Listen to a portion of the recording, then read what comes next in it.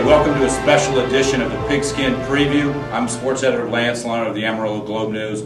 We have Miles Blankenship, sports writer here at the Globe News, and we have two very special guests. It's not like they weren't busy this week with a little game I think you guys have going on. We have Coach Heath Parker of Tascosa and Brad Thiessen of Amarillo High. Appreciate you guys coming in today. Thanks for having us. Well, let's get after it, Miles, right away. Yeah, I mean, this is a big game, you know, for the fans and the players alike. So that's the first thing I want to ask you, coaches. Do y'all take this game a little bit more seriously, or is it just another district game for y'all? It's just another district game.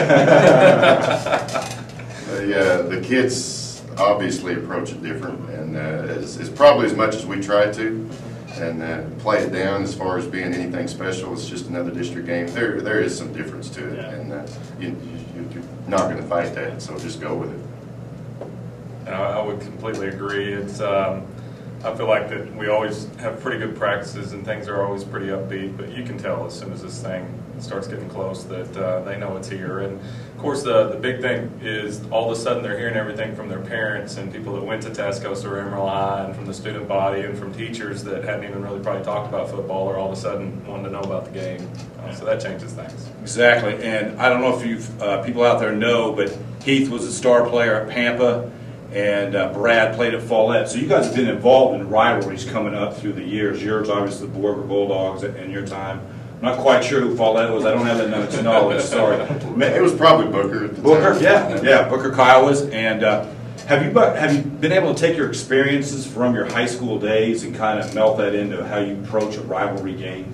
I think that every year and every rival is a little bit different. I think that the Amarillo-Tascosa rivalry is, we were talking about that in the office just the other day, of it's so much different than Pampa Borger or A&M Tech or any other rival, because you're in the same town, you know, and so you see each other so often, and then this week you see each other all week long, so that makes it different. Yeah, I'd say the kids know each other so well. Some of them have played together on the same teams growing up, different club teams and stuff like that. So, yeah, it's probably different than anything that I've been associated with. Yeah, I was going to say, last year was your first year experiences. This will be your third year doing it. What you've probably read about it from afar, and now you've been involved with it. It's a lot different than you ever imagined it would be. It's pretty exciting on Friday night. I mean, like right before the ball game last year, I noticed, as far as trying to give a speech or talk to the kids and get them pumped up, there was no need for that. It was, let's just go play. And that part of it made it easy as far as trying to get them excited on my side of it. You know, when we took the job and we got here, of course, we're 0-2 in this deal. We're a little tenure right now, but we took the job. There was coaches that had been on the staff that wanted to start talking about the game, and we really took the approach that we needed to downplay that game, because we needed to get our program where we could compete on a weekly basis and not just once a year. But they were a little bit right that it is different. It is different. You know, you walk out there and the kickers come out and they get an ovation, you know, and that's the only game that's going to be that way all year long. And there's going to be a lot of fans in the stands that don't come to any other game, regardless of how each team's doing. Go ahead, Miles. Okay, well, I mean, how do y'all kind of talk about the familiarity of the players? How do y'all kind of keep them focused on football and not getting too carried away with the rivalry and things like that? How do y'all kind of keep their minds on track? I don't know that we talk about the kids per se. You know, we'll talk about schemes. We'll talk about things that Tascosa does, and this is what we want to do on the other side of it. But we don't really talk about the kids a lot, so maybe that's how we do it. I think the only thing that's really different for us is, just like Coach Thiessen said, it's all about knowing the last opponent and learning what the next opponent does and trying to figure out, exactly how we need to attack that and what we've got to try to take away. The one thing I would say is different. Instead of saying the Mike linebacker or the flat player or whatever you want to classify them as, you mean Peter or you mean so-and-so. I mean, that's how well they know each other. Yeah. That's pretty good. That is pretty good. Yeah. Obviously, you guys are coming off a loss to Monterey. Did you try to forget that and move on from that? I mean, very talented team in Monterey. Beating Monterey at Lubbock is one of the toughest chores in 2-5A. And were you able to? I think that's always the challenge, Lance, is whether you win or lose in district. That's the first game, and there's 4 more to go. You know, it's a five game race, and it hurt. It hurt bad because we put a lot into it. We felt like we could beat Monterey. We played really well, but we didn't get enough points on the scoreboard in the first half, and then, of course, they kind of started taking back over, so it was painful. You know, we had emotional kids in the locker room. I think the kids always recover sooner than the coaches. You know, we're probably still pouting about it on Sunday, and the kids are, you know, playing Xbox and watching football on Sunday. So it's always important that on Monday morning you're on your next opponent and the last one's done. Same with the question with you, Brad. I mean, you guys lost a couple games going into the Central game, and kind of had a revival that night. I thought emotionally, we kind of talked about that after the game as much as anything. I know you got to win on the scoreboard, but I think you were also impressed with the way you were emotionally involved in the game. That's probably more so than anything was the thing that helped us by winning that game. Was that we got our spirits back up, and it enabled us to go into the week with an attitude of going back to work rather than that down feeling that we had for a couple of weeks. So that part of it, but it's the same way that Heath was talking about. We got to dump that one and get ready for the next one. But at least we could do it with a little better feeling about how things were going rather than what we went through the couple of weeks prior to that. So it was really good for us emotionally to be able to get that win. Yeah. I know it's never as good as you think when you win. Yeah. You win and you think everything was great. And you watch the film and you can break yourself down to you're terrible. and you lose and you think we didn't do one thing good. And then, you know, you got to be careful with that because it comes down to just making the plays at the right time and putting enough points on the board to beat your opponent. But it's never as bad or as good as you think. Yeah, in the sports writers, we really get caught up in that part of it, you know, where you guys are at. We don't even know really down deep where a team is emotionally or how well they actually played on the film. Right. Sometimes you're right, you do win a game and you need to work on several things. Real quick, there's a lot said off the field, you know, even on TV I've noticed this week where it's the Spirit Week, the Hell Week, the eggs, all that. Do you guys talk about a sportsmanship deal specifically with your players about the game itself or not worry about that? Is that something you try to build throughout the year with your kids? I don't think Coach Thiessen's team or our team has to worry about sportsmanship on the field.